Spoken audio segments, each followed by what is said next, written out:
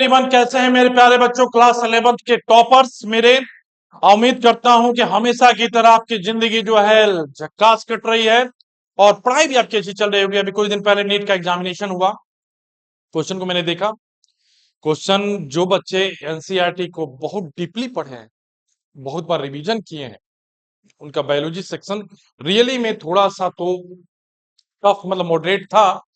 और जिन्होंने मगर एनसीईआरटी को एक लाइन बाय लाइन पढ़ा है, उनके लिए ये सबसे इजी पेपर मानूंगा मैं। तो इसीलिए मैं हमेशा बोलता हूं कि आपको 11th और 12th जो होता है कंपटीशन के लिए बेस होता है। ये जो आईआईटी करना चाहते हैं, जो नीट करना चाहते हैं, उनके लिए सबसे बड़ा सबक है कि अभी भी समय है। जो नेक्स्ट ईयर देने वाले हैं वो एनसीईआरटी को अच्छे लाइन से एक एक लाइन पर पढ़ें, फिगर को सीक्वेंस करें और फिगर पे फोकस करें, डायग्राम पे फोकस करें। बस इससे ज्यादा और कुछ करना ही नहीं है। एक बार में, एक 1 ईयर में 6 बार एनसीईआरटी को रिवीजन कर जाओ, कोई भी नंबर नहीं काटेगा आपका, ये मेरा वादा है। चलिए, आज हम लोग शुरू किए हैं क्लास 11th का चैप्टर नंबर 2 बायोलॉजिकल क्लासिफिकेशन का लेक्चर नंबर 3 है। पर टॉपिक है आपका मोनेरा, जो बहुत इंपॉर्टेंट है आपके एकेडमिक एग्जामिनेशन के लिए और आपके कॉम्पिटिटिव एग्जामिनेशन के लिए। किंगडम मोनेरा, जहां तक आपको पता है कि 5 किंगडम सिस्टम को सबसे पहले प्रपोज किया था और इनका नाम था R H Victor. R H Victor ने 5 किंगडम सिस्टम्स किया था। क्यों करना पड़ा? क्योंकि जो पुरानी व्यवस्था थी उसमें बहुत सारे कॉम्प्लेक्सिटी थे। अभी भी 5 सिस्टम्स में कॉम्प्लेक्सिटी है। साइंटिस्ट हैं, इसको क्या कर रहे हैं, पर डे कुछ ना कुछ चेंजिंग होते रह रहा है।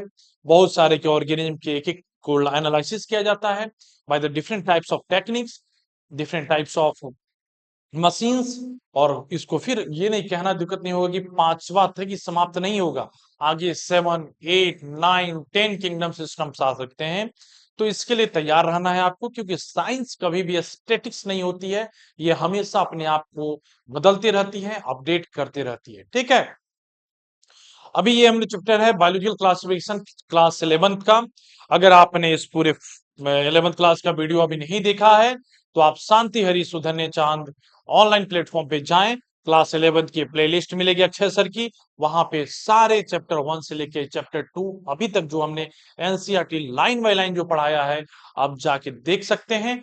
उससे रिलेटेड कोई भी क्यूरी होता है, कमेंट होता है, या किसी भी तरह का आप सुझाव हमें देना चाहते हैं कि सर ये टॉपिक को दोबारा कवर करें या थोड़ा सा और कुछ इसमें डीप जाएं, तो हम या एडिशनल नॉलेज और आपको चाहिए, तो आप कमेंट कीजिएगा। उस पे अक्षय सर जरूर उसको रिव्यू करेंगे और उस पे हम जरूर काम करेंगे। तो आपकी कमेंट और आपके जो शेयर है ये बंद नहीं होना चाहिए। अगर आप वीडियो देखते हैं तो जितने भी जरूरतमंद बच्चे हैं उनको शेयर कीजिए कि वो भी इसका फ्री में फायदा उठा जाए। याद रखिएगा, शांति हरिशोधन चांद जो ऑनलाइन प्लेटफॉर्म है, फ्री आपको ये एजुकेशन दे रही है 9th 10th 11th 12th की। तो आप इसको गंवाइए मत, इसको इसका जितना हो सके लुत्फ उठाएं और दूसरों को भी मौका दें शेयर करके। बहुत जल्द केमिस्ट्री भी 11th और 12th के शुरू करेंगे, बस वेट कीजिए। शुरू करते हैं हम लोग किंगडम मोनेरा। याद रखना चैप्टर 2 का है, कंटिन्यू कर रहे हैं जो प्रीवियस में हम लोग जहां खत्म किया था। Bacteria, kingdom Monera. Bacteria are the sole member of this kingdom Monera. Bacteria जो है एक मेंबरशिप ले चुका है, किसका? किंगडम मोनेरा का। ध्यान रखिएगा, bacteria are the sole member of kingdom Monera. Sole member of kingdom Monera, याद रखना।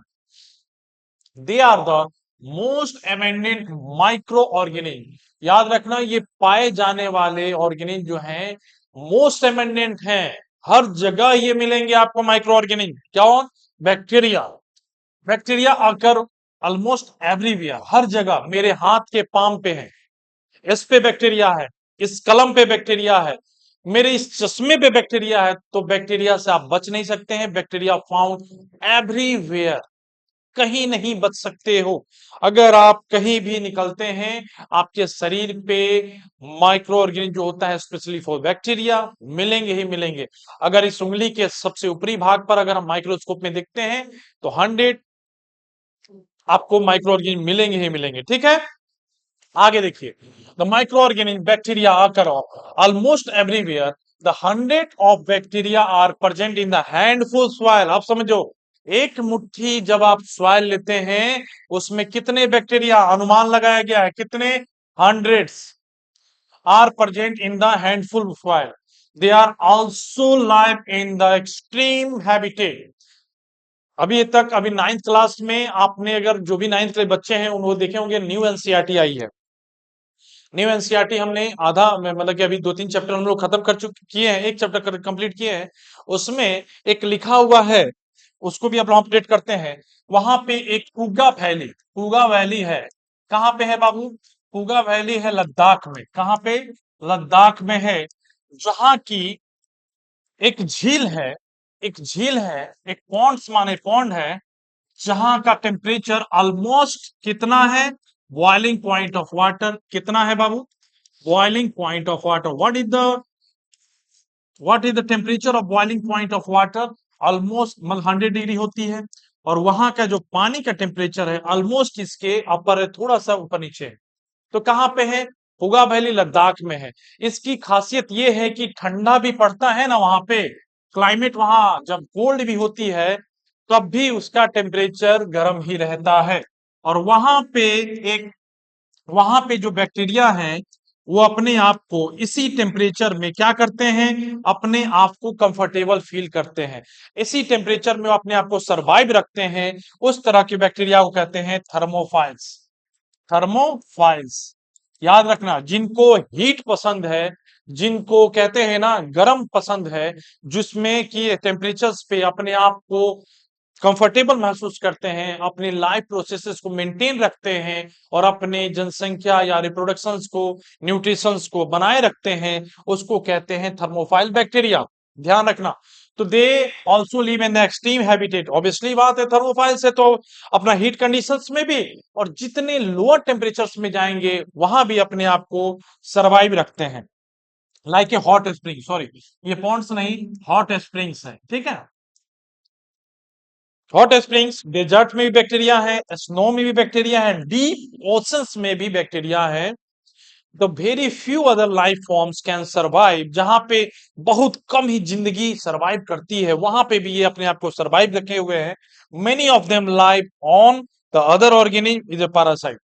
तो किंगडम मोनेरा का कहने का ये अभी तक मतलब है कि एक ऐसी फैमिली है जहां का मेंबर बैक्टीरिया है, और ऐसे बैक्टीरिया है जो हीट हॉट स्प्रिंग में भी रहते हैं, स्नो में भी रहते हैं, डीप ओशंस में भी रहते हैं, ऐसे कंडीशंस में भी रहते हैं जहां पे लाइफ फॉर्म्स को, दूसरे ऑर्गेनिज्म को सरवाइव करने में बहुत तकलीफ होती हो। और ऐसे भी हैं ऐसे भी और बैक्टीरिया हैं जो अपने फूड्स को दूसरे हेल्दी एनिमल्स से फीड करते हैं, जिसको हम लोग कहते हैं पैरासाइट्स। ठीक है, आई होप यहां तक कोई दिक्कत नहीं हुआ होगा। नेक्स्ट आते हैं, there are different types of shape of bacteria, very important. हर साल नीट एग्जामिनेशन, एकेडमिक एग्जामिनेशन में आते हैं ये क्वेश्चंस। आपको पता होगा, जो बच्चे रिपीटेड हैं, जो रैंकर्स हैं, जो ड्रॉपर्स हैं, उनको पता है कि इस तरह के क्वेश्चंस हमेशा आते हैं। फिगर देके कॉकी, बैसिली, एस्प्रिला, विब्रियो ये सब हटा दिया जाता है और आपको ऑप्शंस में बताना होता है कि ये क्या है। पहला, bacteria are the group under the 4 category. Bacteria को 4 भाग के ग्रुप में बांटा गया है। किसके? शेप के अनुसार, उनके शेप के अनुसार उसको 4 कैटेगरी में बांटा गया है। एक होता है स्पेरिकल्स। स्पेरिकल्स मतलब जस्ट लाइक ए सर्किल होता है, उसको कहते हैं कोक्कस। क्या कहते हैं? कोक्कस। प्लुरल में उसको कहेंगे कोक्की। ठीक है, दिस इज कॉल्ड कोक्का, कोक्कस। ये क्या है? This is the spherical shape. क्या है बाबू? स्पेरिकल शेप होता है ये। देखने से लग रहा है राउंड शेप है ये। इसको प्लुरल में कहेंगे, जब ज्यादा मात्रा में दिखाई देगा उसको कोकी कहेंगे। जब एक एक जब एक को आप लीजिएगा और उसको कहिएगा तो क्या कहेंगे? कोकस कहेंगे। The rod shape is called bacillus. क्या कहेंगे? ये रॉड शेप आपको दिखाई दे रहा है, रॉड शेप हो रहा है तो इसको बैसिलस कहेंगे, और प्लुरल में कहते हैं बैसिलिया। एंड द कोमा शेप, आप इंग्लिश में पढ़े होंगे या हिंदी में देखें, कोमा देते हैं हम लोग, तो कोमा शेप है जिसको कहते हैं vibrio and विब्रियम in the plural, विब्रियम in the individual singular, and the plural को कहते हैं विब्रियो। एंड द स्पाइरल एस्प्रेलिना, जिसको कहते हैं एस्प्रिला, मतलब एस्प्रिलम टाइप का इसका स्ट्रक्चर होता है।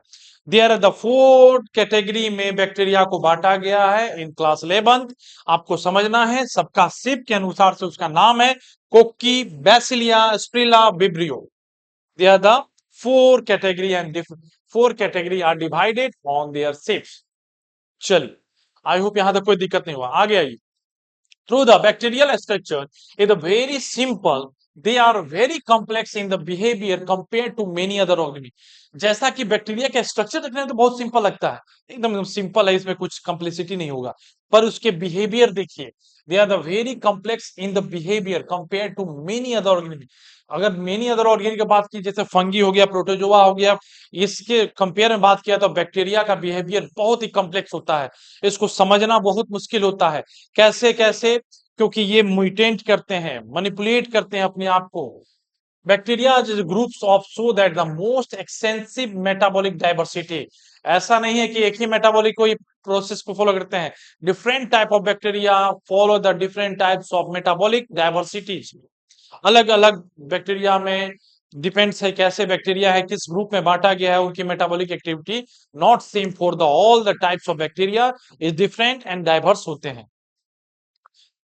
आगे देखिए, some of the bacteria the some of the bacteria are the autotrophic. कुछ बैक्टीरिया जो होते हैं ऑटोट्रॉपिक होते हैं, ठीक है।